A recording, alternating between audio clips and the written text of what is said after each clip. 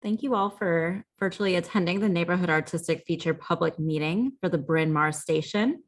My name is Jamie Burkhart, and I will be the moderator this evening. Before we get started, I'd like to run through a few items. As you can see, we have live ASL interpretation this evening. We will also be recording this meeting to share on the project's website, so you can refer back to it or share with others. We will have a presentation and then an open engagement session in which we invite you to share your ideas for the neighborhood artistic feature that will appear on the outside of the Bryn Mawr station.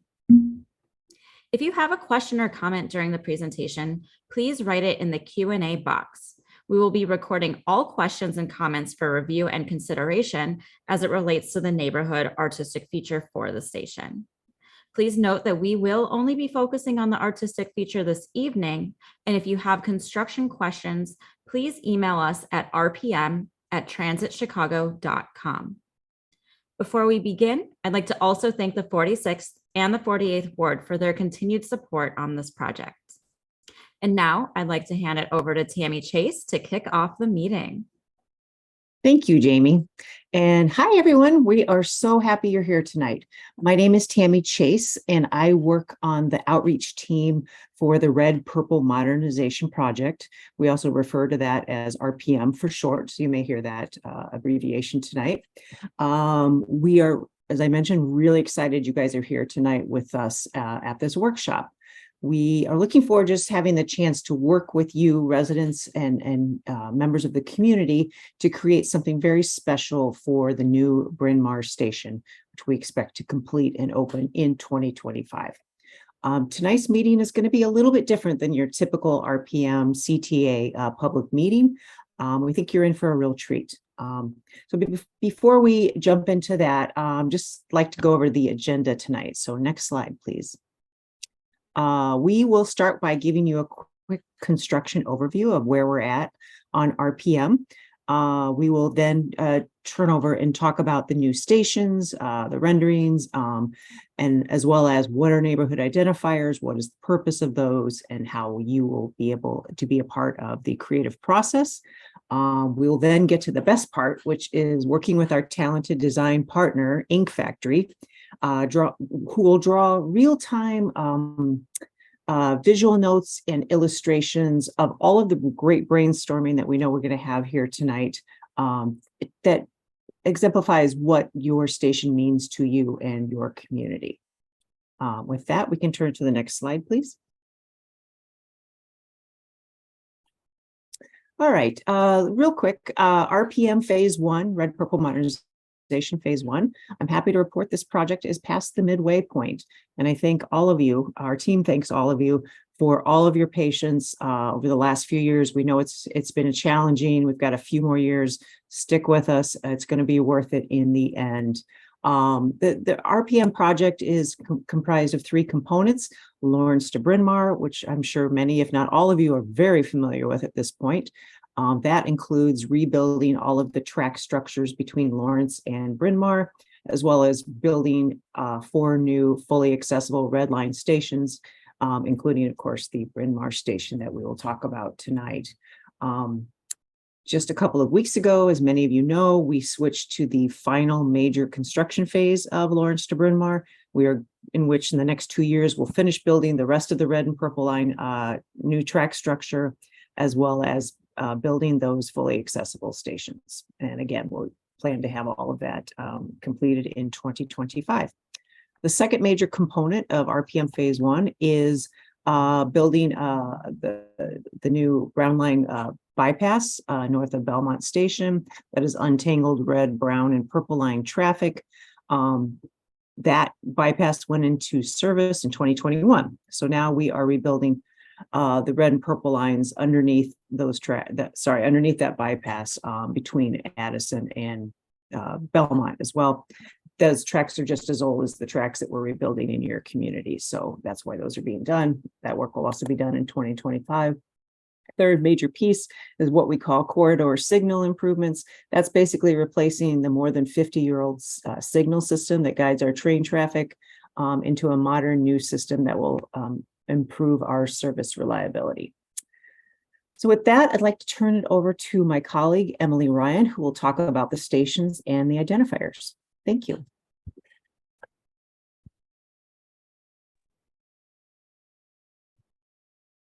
Thank you, Tammy. Welcome, everyone. Thank you, Bryn Mawr community, for being with us here tonight. My name is Emily Ryan. I am CTA's construction project manager for the LBMM area for the RPM project. Let's start giving you some information about what these neighborhood identifiers are. So each station house, the Lawrence, Argyle, Berwyn, and Bryn Mawr will have a unique identifier, an artistic element created by your input. These identifiers, with your help, will represent your neighborhood and enhance the stations for the community. The identifiers are in addition to and separate from previously announced artwork for each of the new stations. Slide, please. So we're going to flip through the other stations that we've already come to. So Lawrence, this is Lawrence, Maine. And just so you're aware, if you notice the red rectangular with the white center, these are the place markers for what we're going to be creating tonight is a visual representation of your communication that is going to be transplanted on sheet metal and installed in these locations. So this is Bryn Mawr, Maine. Slide. I'm going to flip through these pretty fast because we want to give you as much time with the artist as possible. This is Lawrence additional exit. This is Argyle, Maine. Argyle additional exit. Berwyn, Maine.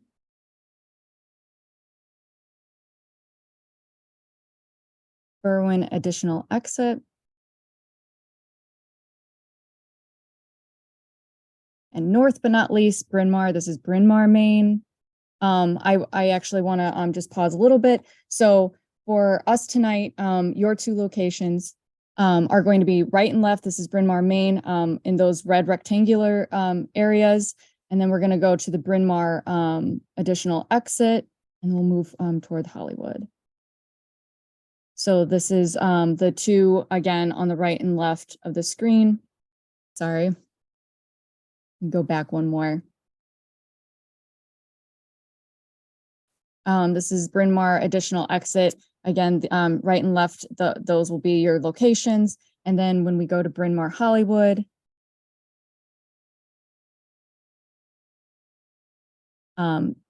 they will be in the two locations of the red rectangles. Next slide, please. So the design process and timeline is as follows. Tonight, we are meeting with you to get your input. So this is the fall of 2023. We will take your input and it will go into design development starting this winter into the beginning of next year of 2024. The design refinement will begin of spring of 2024. And then that will move into the neighborhood identifier going into fabrication of the summer through fall of 2024. And we look forward to its permanent installation on your station in 2025. Slide, please. I will hand it over to Jamie to introduce our artist, Ink Factory.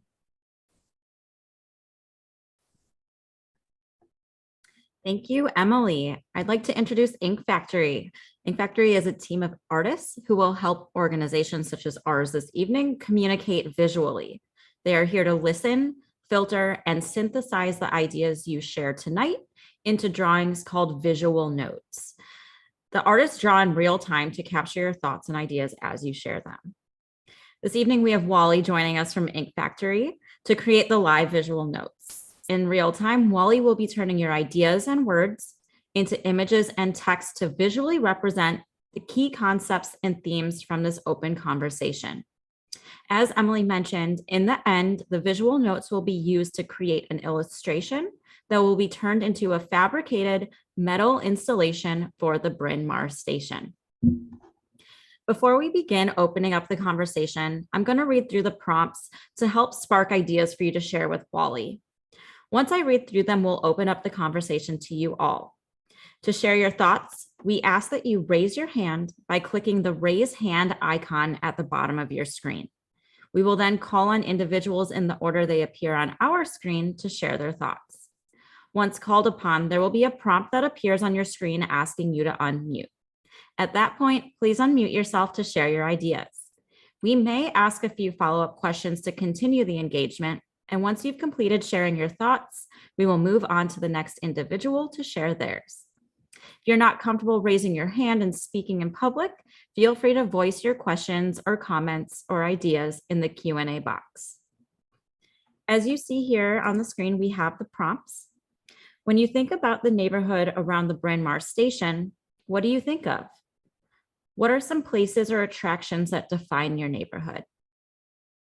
What does the community name Edgewater mean to you?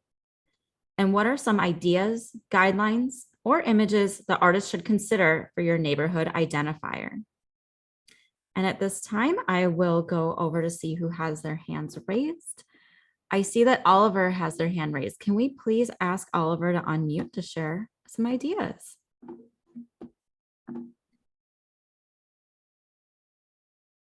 Hello, everyone. How are you?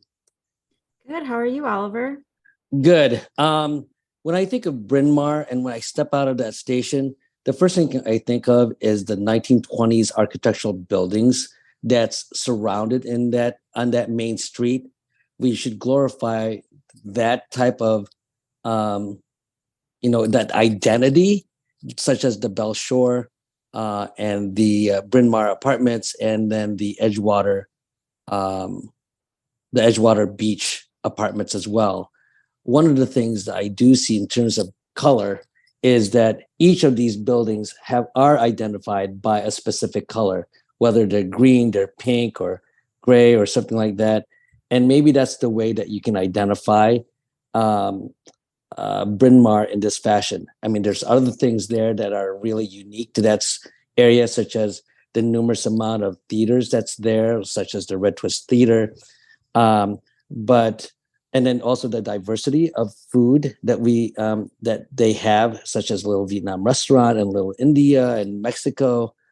But I think the most important thing, that the first visual thing that I think of as Bryn Mawr is its 1920s architecture. Thank you. Thank you, Oliver. In terms of the 1920s architecture, is there any other visual component that you can speak to? Like, is it Art Deco? What really appeals to you from that architecture visually?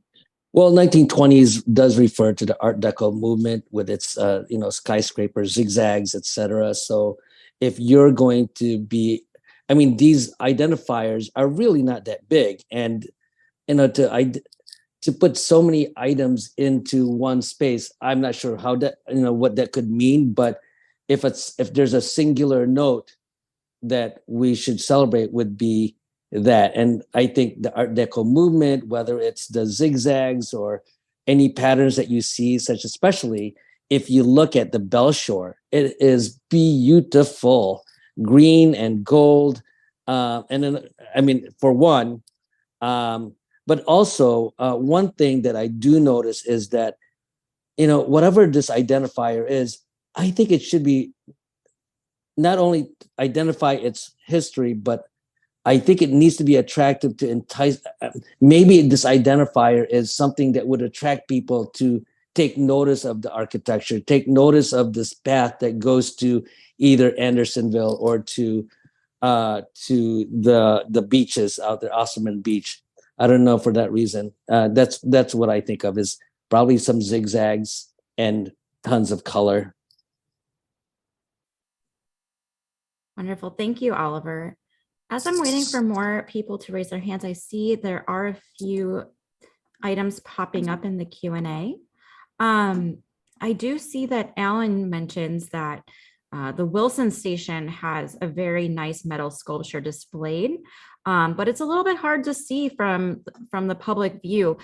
So really encouraging the locations to be visible. As Emily showed, they do seem to be on the exterior of the station, so very visible to the public. I see that Jean has also commented, the one element I want in the artwork relates to something EHS, Edgewater Historical Society, I am guessing, told me a long time ago. Kenmore and Winthrop were swales before being bulldozed, with wild rice growing there. I passionately want this land feature included in the Bryn Mawr artwork. When I first sent this in, I made no distinction between artwork and neighborhood identifier. I'm using this space now to repeat my fervent request. So going back 200 years to make this land acknowledgement. It can't just be about settler colonial cultures. Ruth said she answered the questions. Ruth, you are welcome to repeat them now. We do have them recorded. So we do have those for reference if you don't want to speak this evening. And then Donna, I see terracotta is a key feature. I don't see any other hands raised. Oh, I see Tina and Elaine. If we can ask Tina and Elaine to unmute.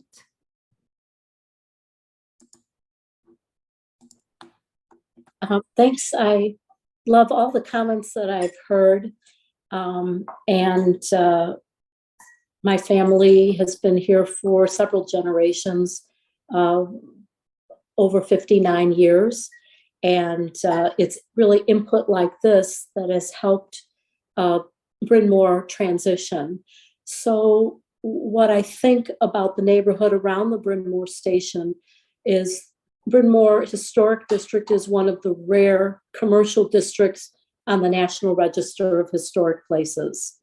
And when you talk about the Green Art Deco Belle Shore, it's one of the 9 buildings of historic value on Bryn Mawr. So it's really great to hear that building and its themes of architecture being raised in such a prominent way. The Bryn Mawr Historic District signage, which was removed during the CTA construction so they wouldn't be damaged, takes their colors from the Belle Shore most prominently.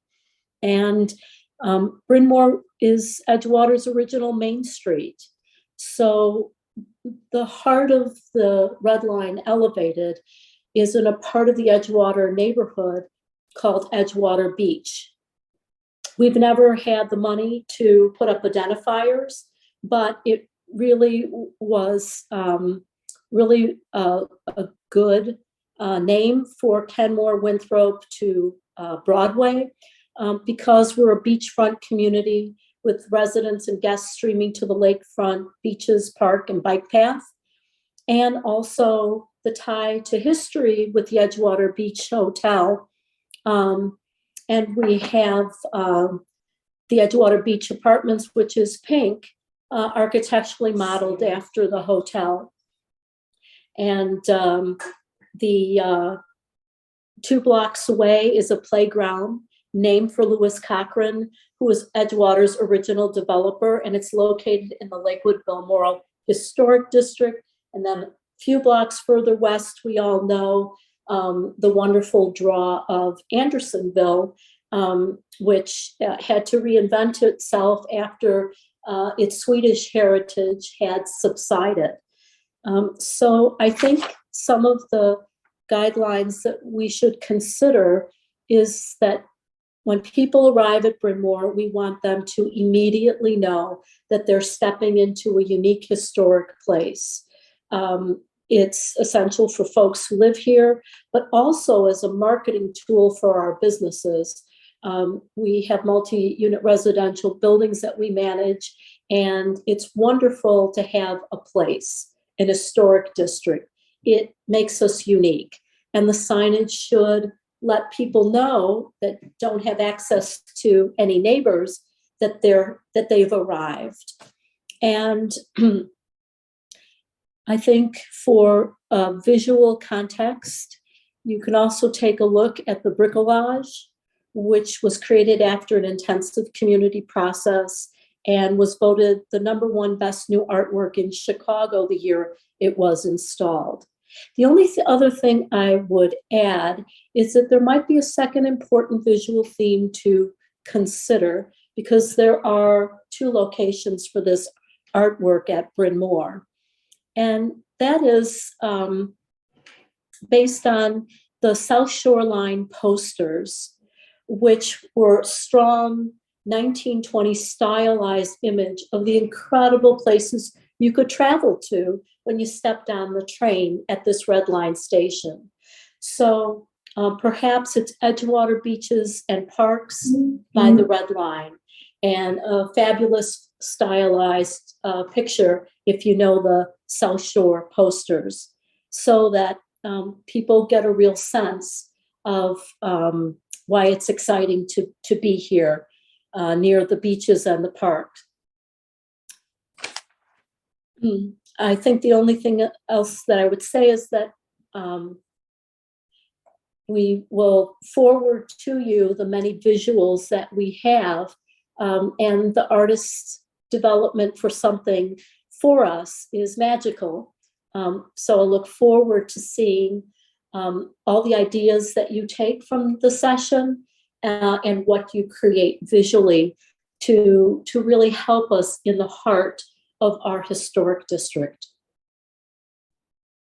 Thank you so much for all that detail. I think that's really going to help the artists, really understand the history and the excitement that goes into this community. So thank you so much.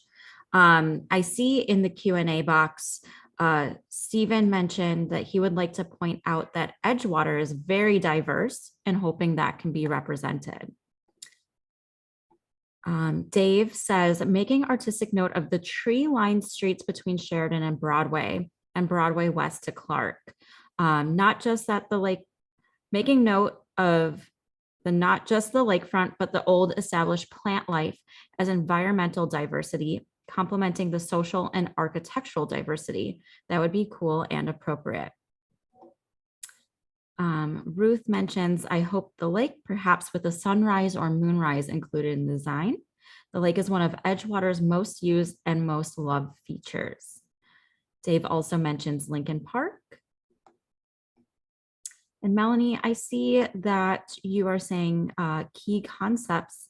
If you can elaborate more either in the Q&A or raise your hand and we can have you share your thoughts verbally if you are comfortable doing so. I don't, oh, there's your hand. If we can have Melanie unmute.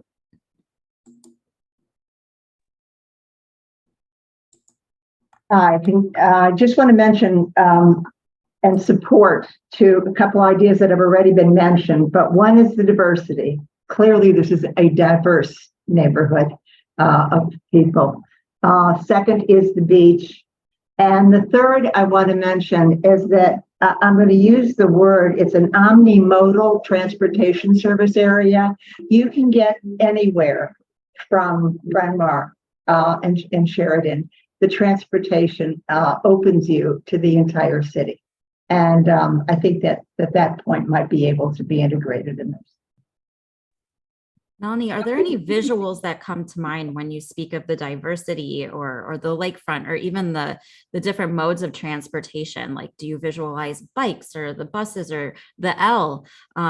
If you could speak a little bit for some visuals that can maybe help the artist think of what this could look like. Yeah, for the beach, I agree with what's been stated about the 1920s posters. There are lots of wonderful 1920s posters, many with people on the beach that can reflect the diversity at the same time. On the omni transportation opportunities, I think what you just mentioned is part of what's unique. It's a bike path from here to downtown. It's the red line. It's the cars. It's it's the buses that go everywhere, including into the suburbs from here. So it's I don't know that I know transportation imagery well enough to know that, and I don't think it's the main point. I wouldn't take away from the other points. But it is, to me, a unique transportation location as a person who gets around with public transportation mostly. And I'm sorry, I can't give you an image. No, I think that's helpful. Just the way you shared your thoughts, it made me think of movement. So perhaps the movement of the different forms of transportation. Thank you. Expansive movement. Thank you. Thank you.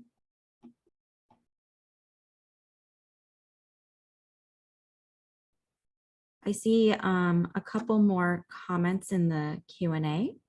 Mara says that she actually disagrees that that Bryn Mawr can get you anywhere you need to go. Mara, is there anything you would want to elaborate on? Maybe some sort of visuals that come to your mind?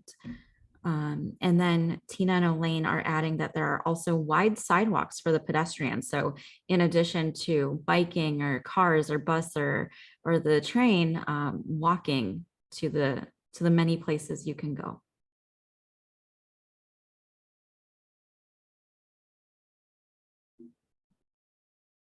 Any other thoughts or ideas? Anyone else want to raise their hand? Any emotions that come to mind, any memories, any sort of visuals that make you feel this is Bryn Mawr, this is the Edgewater community?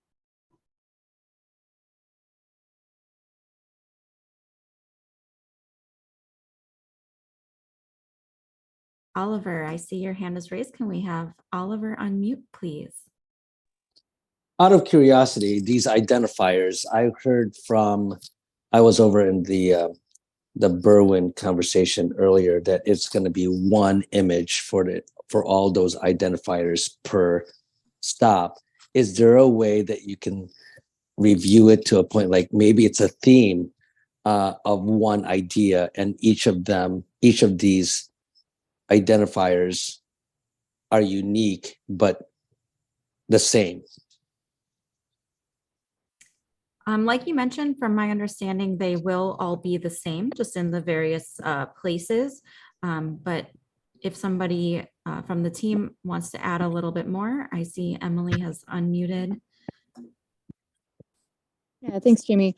That is correct. So you are correct. The intent is to have the same identifier for the station at all locations for that specific station. It serves a couple of purposes to do it that way. However, we are making note of all of the comments. So as of today, this is the reason behind that.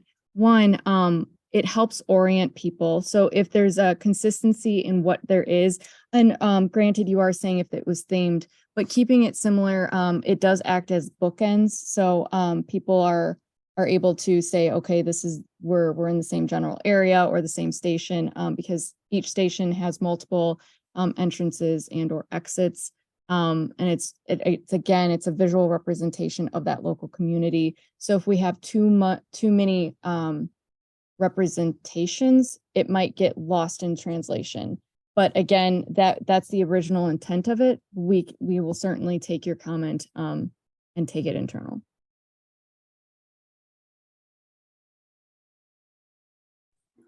Thank you, Emily. So Mara, thank you for adding to my follow-up question. So Mara is pointing to the restaurants near the Bryn Mawr station in the Edgewater community: diversity, the beach, pride, and community. Deborah also adds, people have been noting the diversity, and she wants to emphasize that it's not only racial diversity, as this has been one of a very LGBTQ area for a very long time. And then following up, if anyone wants to speak a little bit more to that diversity in those restaurants, I think someone spoke to Little India and Little Vietnam and the Mexican restaurants that you can get in the area. Any other ideas of diversity or community and inclusivity that you guys have been mentioning, or any visuals that you'd like to add?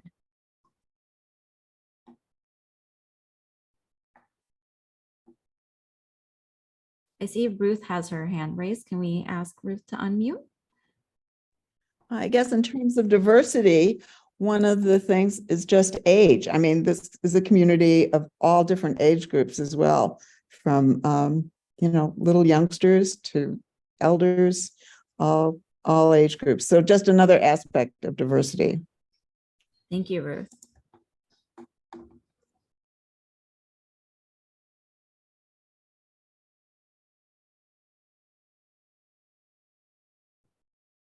I think Jean has a comment that is a little bit of a follow-up to the various types of identifiers.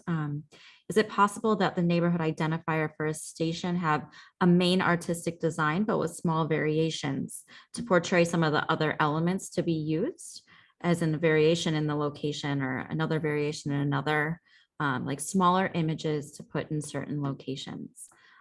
Jean, we will take note of that. Thank you. Tina and Elaine have their hand raised. Can we allow them to unmute, please?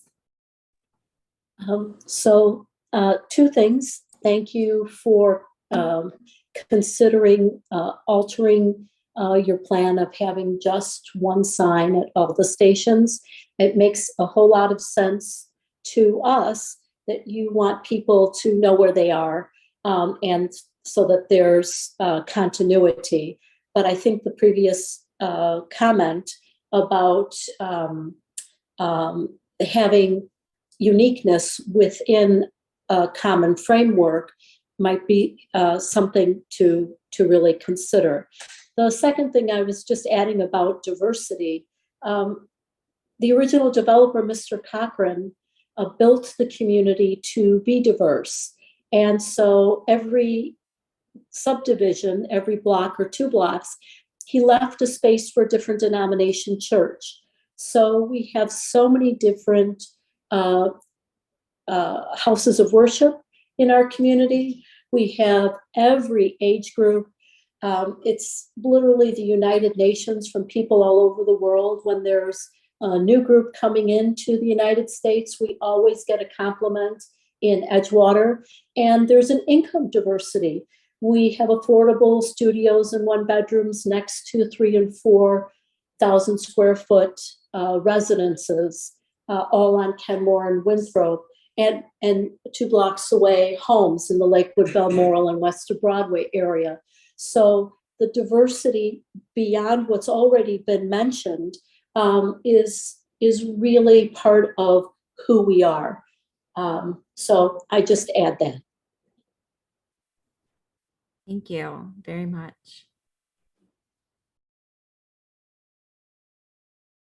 Anybody else? Any visuals or emotions, memories?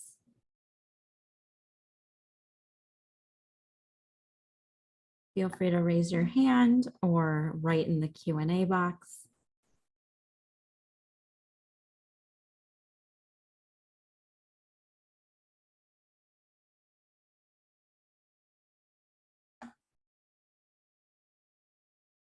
I'm not seeing anything new, but I'll give it a little bit more. Anybody else?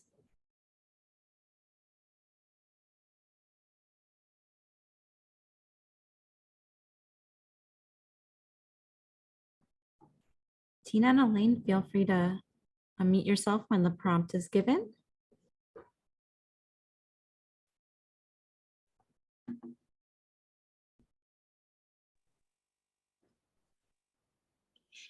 So I prefer hearing from other people and listening, but let me just repeat what I said at Berwyn, that we'd really like for you to consider having a more robust feedback from the general community in a way that allows us to reflect back to you what we see from your initial renderings. We did this, as I said, at Berwyn with the bricolage at the Bryn Mawr underpass, and it was voted the #1 best new artwork in Chicago.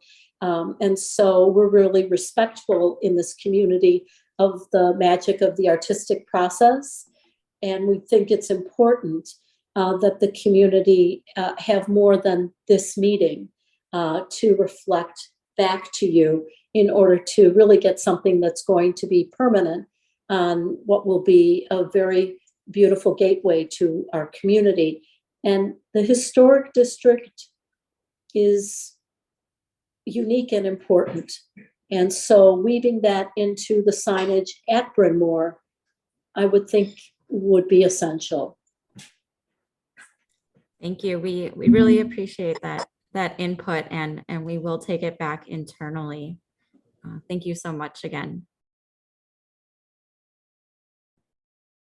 All right, at this point, we are going to switch screens. We are going to list all of the various ways that you can keep in touch with us on the project and the updates. But really, I'd like to thank you all again for joining us this evening and sharing your thoughts and ideas. Like I mentioned earlier, the visual notes that were taken in real time this evening will be used to create the neighborhood artistic feature for the Bryn Mawr station. Thank you for pulling this up on the screen in front of you. We have listed all those different ways for you to reach out, stay informed. And as always, if you have any additional questions or comments regarding the neighborhood artistic feature or construction, or just really any general project questions, please reach out via email at rpm@transitchicago.com. And we hope that you enjoy the rest of your evening. Thank you so much.